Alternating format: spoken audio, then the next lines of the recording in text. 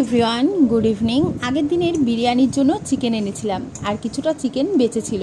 তোমাদের দাদাভাই বলল চিকেনটা দিয়ে একটু চিকেন চাপ করে ফেলো, ডিনারে রাতে জমে যাবে। তাই সন্ধেবেলায় আমি প্রথমেই ম্যারিনেট করে নিয়েছিলাম। আর এই ভিডিওটা তোমাদের জন্য করেছিলাম একটু শেয়ার করব বলে, তাই ভিডিওটা শেয়ার করে নিচ্ছি। তো চিকেনটাকে ভালো করে ম্যারিনেট করে নিয়েছি। প্রথমে দিয়েছি টক দই, কাজু বাদাম বাটা, চারমগজ বাটা, পেঁয়াজ আদা রসুন বাটা, দিয়ে দিয়েছিলাম বিরিয়ানি মশলা, কেওড়ার জল, গোলাপ জল, আর সাথে ছিল শুকনো খোলায় ভাজা অল্প একটু ছাতু। সমস্তটা দিয়ে ভালো করে ম্যারিনেট করে 1 ঘন্টা রেখে দিয়েছিলাম। তারপরে কড়াইতে গরম করে নিয়েছিলাম ঘি আর সাদা তেল। তো সেই গরম তেলের মধ্যে চিকেনগুলোকে একটু ভালো করে ভেজে নিয়ে সমস্ত মশলাটা দিয়ে একদম লো ফ্লেমে ভালো করে কষিয়ে নিয়েছিলাম।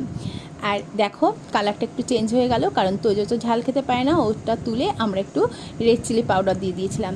তো রাতে ফ্রাইড রাইস আর চিকেন চাপ দারুণ জমে গিয়েছিলো। ভিডিওটি ভালো লাগলে অবশ্যই একটা লাইক করো।